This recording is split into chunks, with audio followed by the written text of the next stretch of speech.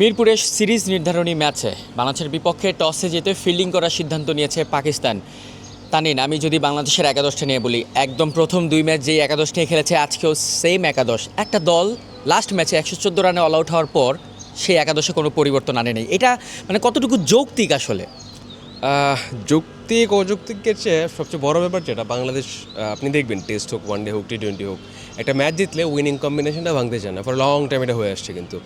So সেই ধারাবাহিকতায় প্রথম ম্যাচের যে 11টা ছিল, সেকেন্ড ম্যাচে সেটা রিপিট করা হলো। যেটা আমরা দেখি যে 3 পেসার 2 স্পিনার আর 6টা ব্যাটার নিয়ে বাংলাদেশ 11 সাজিয়েছে। তবে সেকেন্ড ম্যাচের পারফরমেন্সের পর, স্পেশালি ব্যাটিংয়ের পর যে ব্যাটিং ডিসপ্লেটা হয়েছে, 114 অল আউট হয়েছে, এরপর মনে হচ্ছিল যে এই ম্যাচে 2টা চেঞ্জ অন্তত মানে হতে পারতো, বা আমরা এরকম কথাবার্তা শুনছিলাম যে হয়তো আফিফকে ড্রপ করা হতে পারে, সেখানটাতে সৌম্য ঢুকতে পারেন। কারণ সৌম্যকে চাইলে আপনি উপরে খেলাতে পারেন, সাইফকে চাইলে নিচে খেলাতে পারেন, এবং সৌম্যর একটা বোলিং অ্যাড অন একটা বোনাস তো আছেই। অ্যান্ড আরও একটা ব্যাপার যেটা সবসময় যেটা আমরা দেখে আসছি, যে তাসকিন তার ওয়ার্কলোডটা ম্যানেজ করে খেলছেন, সেই থ্রুতে আমরা এক্সপেক্ট করছিলাম। অ্যান্ড কথাবার্তা এরকম হচ্ছিল যে তাসকিনকে হয়তো এই ম্যাচে রেস্ট দেওয়া হতে পারে, সেক্ষেত্রে শরীফুল ঢুকতে পারেন, কিন্তু হলো না কোনোটাই। অ্যান্ড আপনি জিজ্ঞেস করছিলেন যৌক্তিক কিনা, এখন টিম ম্যানেজমেন্টের কাছে নিশ্চয়ই একটা এক্সপ্লেনেশন থাকবে যে আমরা এই জন্য খেলাই নিয়ে এই জন্য আমরা ওপেনিং কম্বিনেশনটা ভাঙতে চাইনি, কিছু না কিছু তো ডেফিনেটলি তো থাকবেই। তবে আমরা এরকম স্পেকুলেট করতে পারি অ্যান্ড প্রেডিক্ট করতে পারি, বাট দিন শেষে তো কল সেটা ক্যাপ্টেন অ্যান্ড টিম ম্যানেজমেন্টের। ডেফিনেটলি, কিন্তু সৌম্য সরকার যে যাকে স্কোয়াডে নেওয়া হলো, যিনি এই দুই ম্যাচে খেললেন না, 3 নম্বর ম্যাচেও নেই, তিনি কিন্তু আজকে বাংলাদেশ দল মাঠে আসার 30 মিনিট আগে মাঠে এসেছিলেন। তিনি প্র্যাকটিস করেছিলেন আশরাফ, ব্যাটিং কোচ আশরাফুলকে নিয়ে। তিনি পিচও দেখেছিলেন, উইকেটও দেখেছিলেন। সবাই ভেবে নিয়েছিল তিনি হয়তো একাদশে ফিরছেন, কিন্তু এই যে ফিরছেন না, এরকম ক্রিকেটার যারা আসলে অনেকদিন পর ফর্ম নিয়ে তারা স্কোয়াডে থাকেন কিন্তু তারা একাদশে সুযোগ পান না, তাদের জন্য পরবর্তী সিরিজগুলো কি বেশ চাপের হয়ে যাবে কিনা? তখন যদি ফর্মে না থাকে আবার তারা ড্রপ হবেন, এতে কি তাদের ক্যারিয়ারের একটা নেতিবাচক দিক প্রভাব পড়ে কিনা?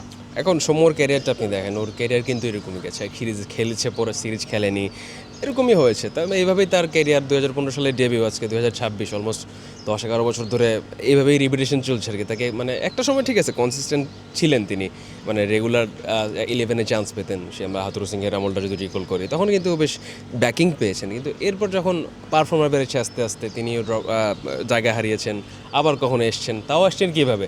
অন্যদের ব্যর্থতায়। বাংলাদেশের এটা খুবই কমন প্যাটার্ন যে একজন খুব এক্সট্রাঅর্ডিনারি কিছু করে ফেলছে, তারপর 11-এ ঢুকছে, এরকম না। কিন্তু লেটস সে আপনি খারাপ করছেন, আপনার জায়গায় আমি ঢুকছি, মানে কারণ আমার চেয়ে বেটার অপশন নাই, কারণ আমি আপনার চেয়ে একটু কম খারাপ করেছি।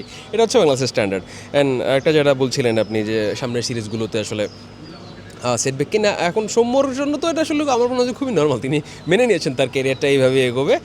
আর ফর্মের কথা বলছিলেন যেটা আপনি, তার এখানটাতে আমার মনে হয় যে সৌম্যর লাস্ট যে ম্যাচটা ছিল, ইন্টারন্যাশনাল ম্যাচটা 91 করেছিলেন, আমরা প্রিভিউতে আলোচনা করেছিলাম। কিন্তু এরপরে যে বিসিএল ওয়ানডেটা হলো, সেখানে কিন্তু তিনি রান করেছেন 9-0, আমি ভুল না করে থাকলে। তো সিলেক্টেডরা, টিম ম্যানেজমেন্টের যারা আছেন, তারা হয়তো ওই বিসিএলের ফর্মটাই আসলে আমলে নিয়েছেন, যে কারণে আফিফ 11-এ আছেন। আফিফ 2টা ম্যাচ খেলেছেন, আজকেও খেলছেন। সৌম্য ওই কারণে আমার মনে হয় তাকে আসলে নেওয়া হয়নি। অ্যান্ড ওই ম্যাচ শুরুর আগে যেটা বলছিলেন যে উইকেট দেখছিলেন, হয়তো ওইরকম কোনো ইন্ডিকেশন ছিল। সৌম্য নিশ্চয়ই এরকম একটা মেসেজ পেয়েছিলেন হয়তো, যে তুমি খেলতে পারো, রেডি থাকো, কিন্তু হয়তো শেষ মুহূর্তের ডিসিশনে সৌম্যকে আসলে নেওয়া হয়নি ম্যাচে। আমি অন্যদিকে একটু পাকিস্তান দলটা নিয়ে যদি চিন্তা করি, প্রতি ম্যাচে তারা নতুন নতুন প্লেয়ারদের ডেবিউ করাচ্ছে, বাংলাদেশের সাথে বাজিয়ে দেখছে, এবং তারা বেশ ভালোও কিন্তু করছে। আজকের ম্যাচেও তারা 3টি চেঞ্জ করেছে, দুজনের এর মধ্যে ডেবিউ হয়েছে, গাজীগড়ি এবং সাদ মাসুদ, এই দুজনের ডেবিউ। এই যে পাকিস্তান যেভাবে সবাইকে বাজিয়ে দেখছে এবং সেখান থেকে রেজাল্ট বের করে নিয়ে আসছে, লাস্ট ম্যাচের কথা যদি আমরা বলি, এখান থেকে বাংলাদেশের শিক্ষণীয় কী হতে পারে? পাকিস্তানের কথা যদি আপনি দেখেন, এখানে আসলে মানে একটা সিরিজে আপনি 5টা ডেবিউ করাচ্ছেন, এটা খুবই চ্যালেঞ্জিং একটা ব্যাপার। কিন্তু বাংলাদেশ এই জিনিস কখনোই করবে না, এক সিরিজে 5টা ডেবিউ। অ্যান্ড এক ম্যাচে 3টা 2টা, 1টা 2টা হতে পারে, বাট ফার্স্ট ম্যাচে 3টা ডেবিউ ছিল, আজকে 2টা ডেবিউ। অ্যান্ড এখানে হ্যাঁ, তারা ইয়াংস্টারদের তো চান্স দিচ্ছে, কিন্তু ব্যাপারটা হচ্ছে কি, বাবর আজমরা কিন্তু একসময় ইয়াংস্টার ছিলেন, তাই না? তারা সুযোগ পেয়েছেন। অ্যান্ড এখন দেখেন কিন্তু বাবরকে কিন্তু সাইডলাইন করে দেওয়া হয়েছে। অন্তত ওয়ানডেতে বাবর আজমকে আপনি সাইডলাইন করতে পারেন না, মানে এটা কোনো যুক্তিতেই হয় না। টি-20তে মানে আপনার তার ফর্ম নিয়ে কথা বলতে পারেন, হোয়াইট বল ক্রিকেটের, বাট ওয়ানডে টেস্টে বাবর আজম স্টিল পাকিস্তানের অবিচ্ছেদ্য অংশ।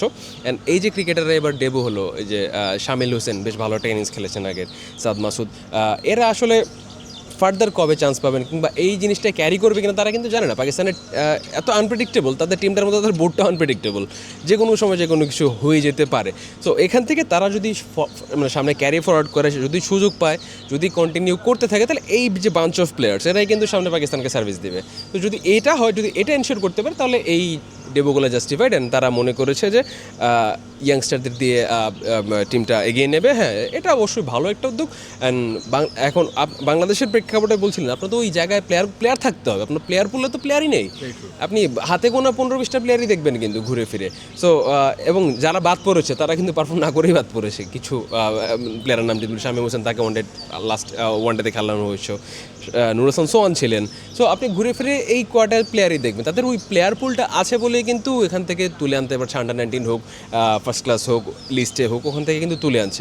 এই যে সাইফজাদা ফারহান টি20তে ভালো করেছেন, লিডিং রানস করার, বাট তিনি ওয়ানডেতে খেলছেন। তো তাদের অপশন আছে বলে বাজি দেখতে পারছে কিছু। বাংলাদেশের ওই লাক্সারিটা এখন খুব বেশি নেই। রাইট, একদিকে পাকিস্তান একের পর এক প্লেয়ার ডেবিউ করে যাচ্ছে, আরেকদিকে বাংলাদেশ টানা 2 ম্যাচ ধরেই সেম একাদশ, আজকেও সেম একাদশ।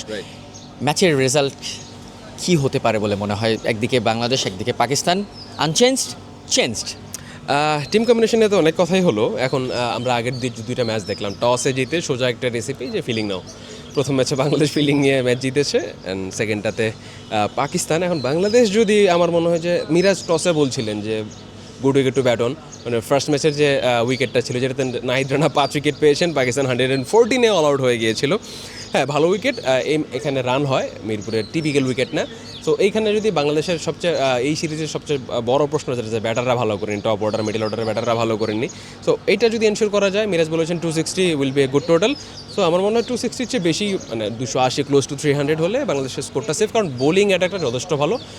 মানে অ্যাটলিস্ট 260 থেকে 80 করা উচিত, আদারওয়াইজ বাংলাদেশ সিরিজ হারছে। টি20তে কিন্তু আজকাল 250-এর উপরে রান হয়ে যায়। হ্যাঁ, সেটা তো হচ্ছে। আর ওয়ানডেতে তো ধরেন 260-250 খুবই রেগুলার স্কোর, মানে সেই 2005 সাল থেকে যদি আমরা দেখি।